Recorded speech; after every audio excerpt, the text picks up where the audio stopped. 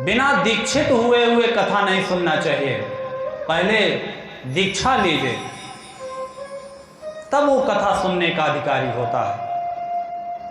विष्णु दीक्षा विहीना नाम नाधिकारा कथा श्रवे। जो बिना दीक्षा के उसको कथा सुनने का अधिकार नहीं है। तो महाराज ये दीक्षा क्या है? आजकल हर कोई दीक्षा झोला में लिए घूम रहा है, हमसे बस दीक्षा ले लो, थोक में दीक्षा। अरे लोग मंचों से दीक्षा, टीवी में दीक्षा, अपने घर बैठे हैं यहीं से गुरु टीवी में दीक्षा दे रहे हैं। बताइए, गजब हो गया।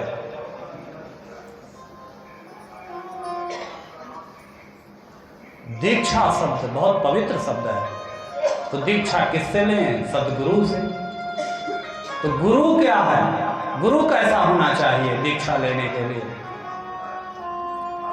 जो जिसके जीवन में 3 चीजें हो उसको गुरु बनाना चाहिए।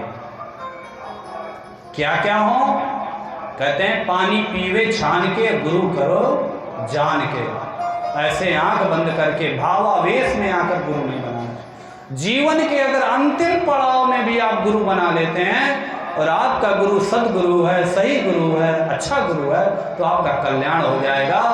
नहीं तो आपका धन हमारे पास आए, चेला को पकड़ा दो, बस जपते रहो। तो कैसा गुरु हो? श्रोत्रिय हो, ब्रह्मनिष्ठ हो और परंपरागत। महाराज ये श्रोत्रिय क्या है? जिसने जीवन में वेद वेदांगों का, पुराणों का गुरु से अध्ययन किया हो, जिसने सभी पुराणों को पढ़ा हो, जिसने वेदों को पढ़ा हो, जिसने जो है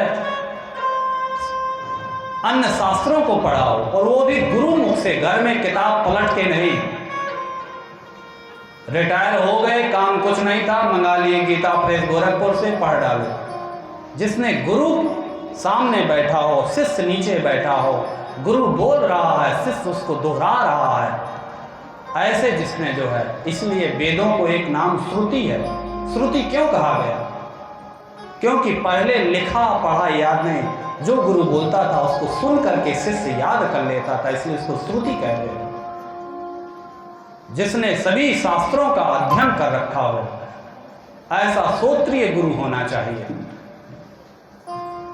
दूसरा, जो ब्रह्मनिष्ठ हो। ब्रह्मनिष्ठ क्या है?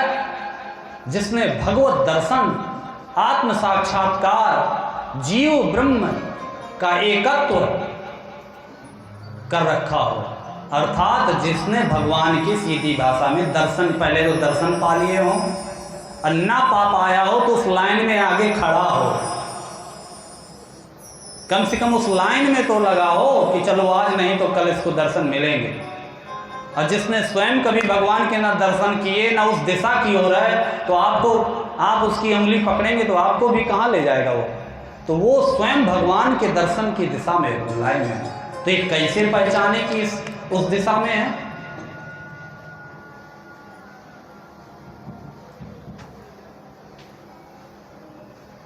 ये ऐसे पहचानेंगे जब वो आपके समीप आए या आप उसके समीप जाएं। जब आप उसको प्रणाम करें, आप बोलें, तो उस समय आपका अपनापन खत्म हो जाए, आपको अपने देह के भान न रहे, उसकी काणामृत, उसकी वाणी आपको इतनी सुमधुर लगे, आप उसके स्वरूप उसका इतना अच्छा लगे अपने गुरु का, कि लगे कि बस मेरा सारा उस समय उतनी देर तक आपको संसार के प्रपंच याद ना आए। जान लीजिए कि इसमें कुछ ना कुछ सत्व है। तभी ये जब से आया तब से हमारे घर की पॉजिटिव एनर्जी आ गई, निगेटिव जा रही है। हमें माया मोह इस समय हमसे दूर हो रहा है। ब्रह्मनिष्ठ है। पर यह भी है, अगर ब्रह्मनिष्ठ है, उसने भगवान का दर्शन कर रखा है। बहुत ऐसे साधु संत होते हैं जो बचपन से निकल गए, जंगल में तपस्या किए, भगवान को प्राप्त कर लिए, पर उन्होंने वेद शास्त्रों का अध्ययन नहीं कर किया। तो कहते हैं ऐसा भी गुरु नहीं बनाना चाहिए, क्योंकि उसने अगर 60 साल तपस्या की, 100 साल की, 50 साल की, जिस विधि से किया, और आप जब उसके पास जाएंगे तो वो जो रास्ता देखा है आपको भी वही रास्ता बताएगा। हमको गोदौलिया जाना है और हम आए हैं रिंग रोड से, तो मुझसे जब आप पूछेंगे तो मैं कौन सा बताऊंगा? मैंने जो रास्ता देखा है कहूँगा यहाँ से जाओ रिंग रोड से जाना वहाँ सारनाथ, सारनाथ से पांडेपुर, पांडेपुर से फिर ऐसे निकल के ऐसे गोदौलिया जाओ, यही ना बताऊंगा? रास्ता तो वहाँ का बता दूंगा क्योंकि मैं देखा हूँ, पर मैं जिधर से गया हूँ, हो सकता है आप उससे अच्छी स्थिति में हो, आपकी तपस्या, आपके पूर्व जन्म का फल अच्छा हो, आपकी परिस्थिति कुछ भिन्न हो, फिर भी आप उसको यही बताएंगे। आपके पास टाइम कम हो, समय कम हो, पर जिसने शास्त्रों का अध्ययन कर रखा होगा तो शास्त्र हमको विभिन्न रास्ते बताते हैं भगवान को पाने के। इसलिए आप उसकी स्थिति, परिस्थिति, उसकी पूर्व जन्मों का, उसके कृत्य कर्मों को देखते हुए आप सीधा रास्ता बताएंगे, सुगम रास्ता बताएंगे, सरल रास्ता बताएंगे। पर अगर उसने पुराण पढ़ रखे, भगवान के दर्शन नहीं किए तो भी नहीं, तब तो खाली किताबी ज्ञान बांटता रहेगा। और ये दोनों चीज हो, पर अगर वो परंपरागत नहीं है तो ऐसे भी व्यक्ति को गुरु नहीं बनाना चाहिए। ये परंपरागत क्या है? बड़ा सरल है। आपके घर में नल से, टोटी से पानी आता है, मोटर लगाए हैं घर में, सब लोग खींचते हैं, पानी की टंकी कहीं और है, वो टंकी गंगा जी से पानी खींचता है। अब जिसके घर का मोटर बड़ा होता है उसके यहाँ टुल्लू में ज़्यादा पानी आता है, जिसका कमज़ोर होता है उसका कम आता है। पर मान लीजिए अगर कहीं बीच का पाइप कट गया, बंद है, जुड़ा नहीं है, तो क्या पानी किसी के यहाँ आएगा? नहीं आएगा। इसलिए डायरेक्ट उस नारायण से, भगवान से, गुरु का शिष्य, शिष्य का शिष्य, शिष्य का शिष्य, शिष्य का शिष्य, शिष्य का शिष्य, जिसको आप गुरु बना रहे हैं वहां तक वो पाइप जुड़ा हो, बीच में कोई कड़ी लड़ी टूटी ना हो। अगर बीच का कोई पाइप कमजोर भी है और आपका मोटर हाई है तो आप ज़्यादा पानी ले लेंगे। अर्थात आपके अंदर अगर भक्ति ज़्यादा है, कर्म अच्छे हैं, तो आप हो सकता है अपने गुरु से भी जल्दी भगवान को पा लें। पर वो जुड़ाव होना चाहिए भगवान से, नारायण के से ब्रह्मा जी से शक्ति ऋषि, वशिष्ठ ऋषि, वशिष्ठ ऋषि से शक्ति ऋषि, शक्ति ऋषि से पराशर, पराशर से वेद व्यास, वेद व्यास से सुखदेव, सुखदेव से गौड़ पादाचार होते हुए आद्य गुरु शंकराचार्य से पद्म पादाचार होते हुए फिर इस समय निरंजन देव तीर्थ जी महाराज, उनके शिष्य हमारे पुरी के शंकराचार्य निश्चलानंद स्वामी जी महाराज, उनका शिष्य मैं। बीच में अगर एक भी कहीं कटा है तो फिर वही पानी वाला हाल होगा, मोटर तो फूक जाएगा, पानी आएगा नहीं। इसलिए गुरु उसी को बनाइए जो परंपरा से कहीं खंडित ना हो और ब्रह्मनिष्ठ भी हो और सूत्री भी हो और जन्म से ब्राह्मण हो, कर्म से तो हो ही, जन्म से भी ब्राह्मण हो,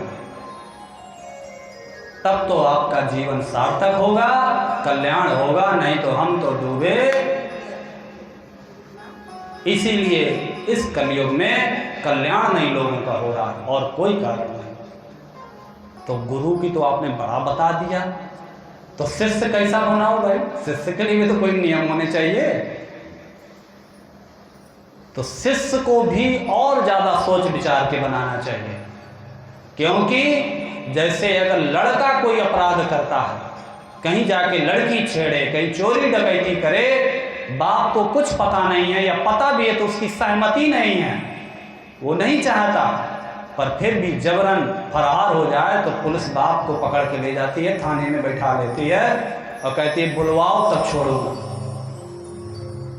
अनाहक का 1 दिन 2 दिन का कष्ट मिलता है। इसी तरह से अगर आपने उचित शिष्य नहीं बनाया तो आपका शिष्य आपके बताए मार्ग पर अगर नहीं चलता तो उसके कुकर्मों का फल उस गुरु को भरना पड़ेगा, भोगना पड़ेगा।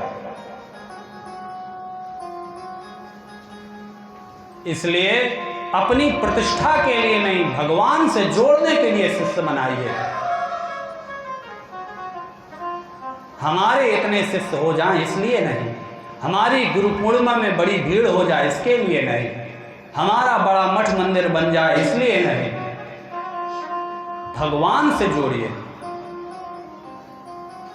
जो सदपात्र हो, जो आपके बताए रास्ते पर भगवान के रास्ते में आगे बढ़ सके, ऐसे शिष्यों को जब गुरु बनाएंगे तो निश्चित हम सबका कल्याण है। इसलिए भगवत कथा श्रीमद् भागवत महापुराण सुनाने के पहले दीक्षित करना अनिवार्य है। तो महाराज चलिए गुरु मिल गया, शिष्य मिल गया, तो ये दीक्षा कैसे देना चाहिए, ये भी एक प्रश्न उठता है। देखिए हम बहुत चीज़ों को स्पष्ट करते जा रहे हैं।